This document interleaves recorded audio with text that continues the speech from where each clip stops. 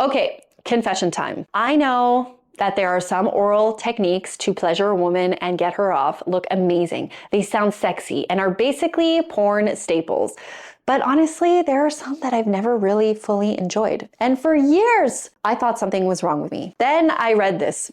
She comes first. By the way, if you're a guy and you want to improve your kitty game, I highly recommend you get this book, The Thinking Man's Guide to Pleasuring a Woman. It was so validating to read because it turns out a lot of these positions are novel and fun, but not actually great for pleasure. Now, in this video, I'm going to unpack 5 oral sex positions to pleasure a woman that are not necessarily great to achieve climax. Now, this video is not about saying these positions are bad or you should never do them. They definitely can be hot and playful and connective. But if the goal is orgasm, especially the pleasure button orgasm, these are usually not it, and I want to explain why. So today I am going to share with you what I'm learning because I love coming on YouTube and passing along knowledge that feels validating, practical, and actually useful. All right, let's get into it. All right, let's start with position number 1 that is not going to get her to orgasm. It is called oral on the wall. Now, this position is probably sexiest in theory. I mean, yes, I've seen it on TV, I've seen it in movies, and it is so freaking hot. But why it usually doesn't work? Well, her legs, core, and mind are doing all the working. She's pretty much holding herself up, propped against the wall. There is no physical grounding. And when your muscles are engaged, your nervous system is not in its receive pleasure mode. And studies show that relaxation and emotional comfort are strong predictors of orgasm frequency. So being super tense or bracing the body up against the wall can actually reduce pleasure. This position is novelty driven, but definitely not pleasure, aka goal oriented driven. But why it can be fun? I mean, let's be honest, it is visually hot AF. Not gonna lie, when I see it in a movie or read it in, an erotic novel or something, oh man, it sounds exciting. It sounds dirty and adventurous. But if to orgasm is the end goal, then it's definitely not gonna happen when the body is bracing.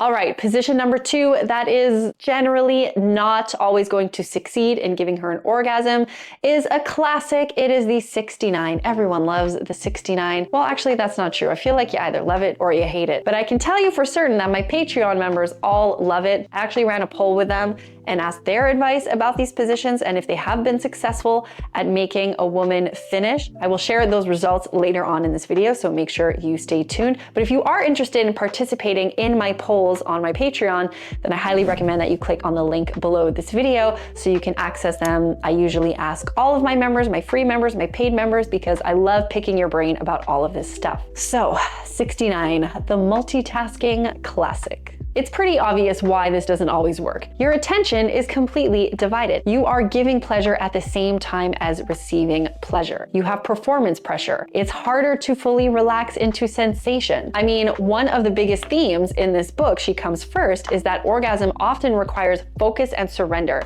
In 69, many women are mentally split between giving and receiving. So if part of your brain is thinking, am I doing enough? You're not fully in your body. Now, I can tell you that I've never really been a fan of 69. And honestly, it's not even that visually appealing to me. I feel like it's one of those novelty things where you kind of do because it's sort of like it's dirty and it's raunchy and you just kind of get in there. But back in the day, I would do it thinking I'm supposed to come, but I was never able to. I also didn't really know how to come back in the day. But now I definitely know that is not gonna work because I can tell you for certain that I am not paying attention to anything when I'm in a 69 position. I'm like trying to do my thing and give him pleasure.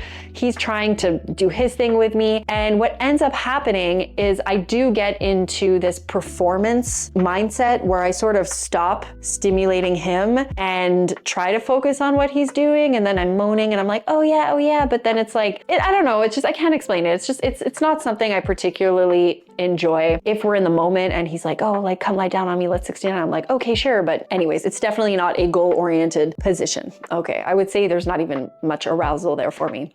All right, enough about me. Let's reframe the 69, okay? It is amazing. It can be amazing for foreplay, connection, and again, just playing, but it's not usually where an orgasm happens. And if it does, I mean, good for you for making it happen for her. But again, all women experience orgasms differently and can get to orgasm differently. Some are more sensitive, some are less sensitive. I am definitely one who is less sensitive, so it takes me a lot more to get there, and 69, definitely not it.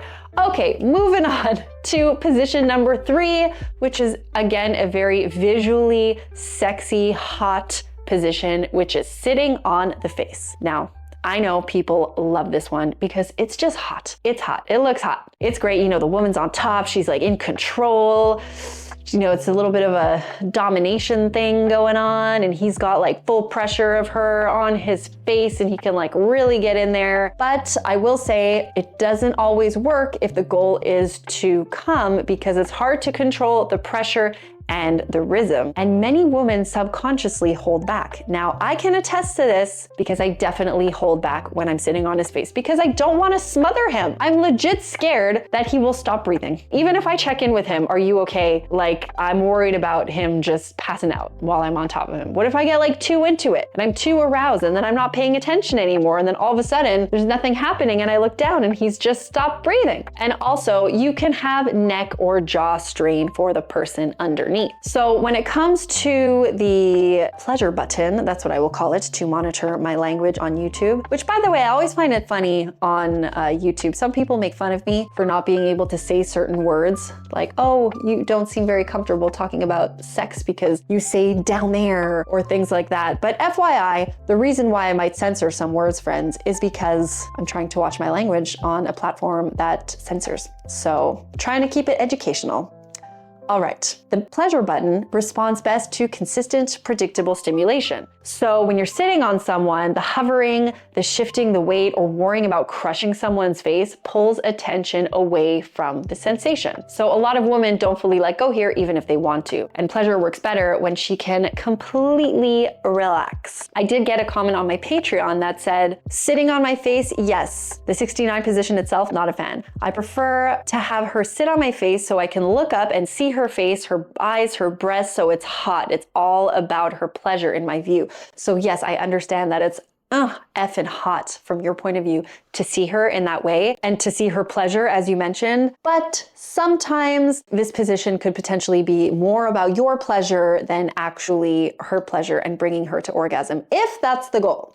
So position number 4, on her knees. So this is the one where, you know, she's basically on all fours on the bed. You know, her ass is up in the air and you're coming at her from behind. This one looks submissive and sexy, but it's a little sneaky. So why it doesn't usually work is because the tension is in her hips and in her thighs. And as I previously mentioned with the oral against the wall, so what this means is that her muscles are engaged and her nervous system is alert. So this one is often more about access than comfort. The position is excellent for accessing the pleasure button from a different angle and is a common comfortable position for incorporating a rimming, aka analingus. But if your thighs are burning, you are not orgasming. All right, we are getting into position number 5, our last position, which is fast, aggressive oral right away.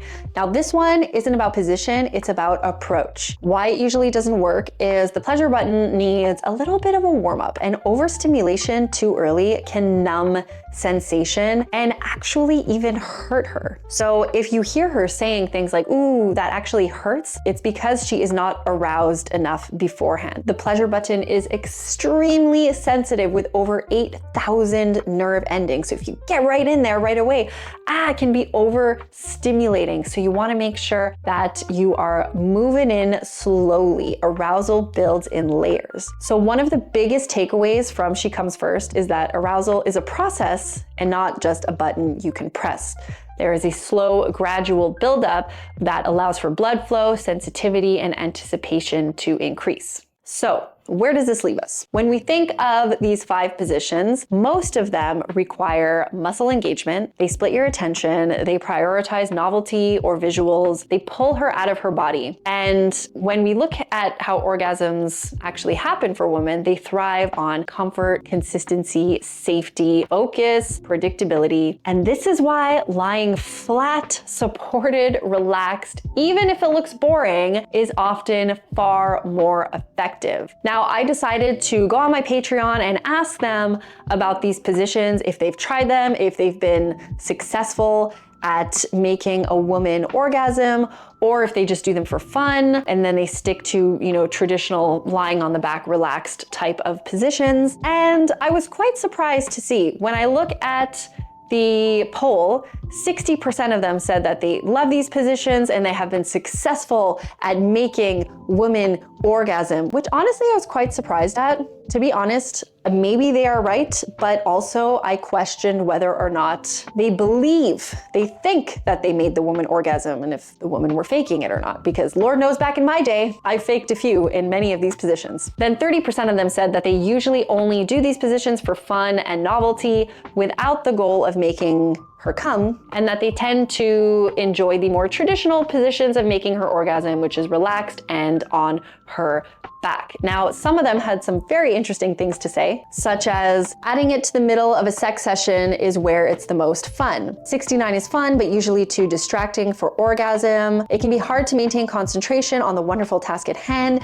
In a word, yes, but I'd rather just receive a blowjob and I'd rather eat kitty ass uninterrupted. I for sure like 69, but I think it's too much distraction to be able to come. If I want a woman to come and who doesn't, I will take my time treating her full body with love and attention and finish with worshiping her full kitty, not just the pleasure button with my tongue and fingers. I love 69 as the feeling of getting myself pleasured as I'm doing the pleasuring adds to the heat and fun. However, I find it's not the best way to make her come. So as you can see, even though the poll numbers were a bit divided, a lot of them mentioned in their comments that these types of positions, particularly they were referring to the 69, are fun and novel and they're cool, but they much rather prefer making a woman experience pleasure and orgasm through the more traditional sense, which is her just chilling on her back. And reading this book, again, if you're a guy and you want to improve your kitty licking game or start kitty licking at all, I highly recommend that you read this book. It is targeted for a male audience, but I am reading it to school myself and I have learned so much about my body, and it was so validating for me because I realized I wasn't being picky, I wasn't being difficult, my body just knows what works. And if this resonates with you, all the better. All right, friends, I hope you enjoyed this video. If you like this kind of content, I go way deeper over on Patreon. That's where I share more personal experiences, longer conversations about my sexual education journey and stuff I can't fully unpack here. And if you want to support this channel while getting extra content, I also have YouTube memberships now where I post a lot of bonus videos about my behind the scenes travels. Both are linked below. Now, if you want a part 2 where I talk about oral positions that actually help women come, let me know in the comments and I will see you in the next video. Je vous aime.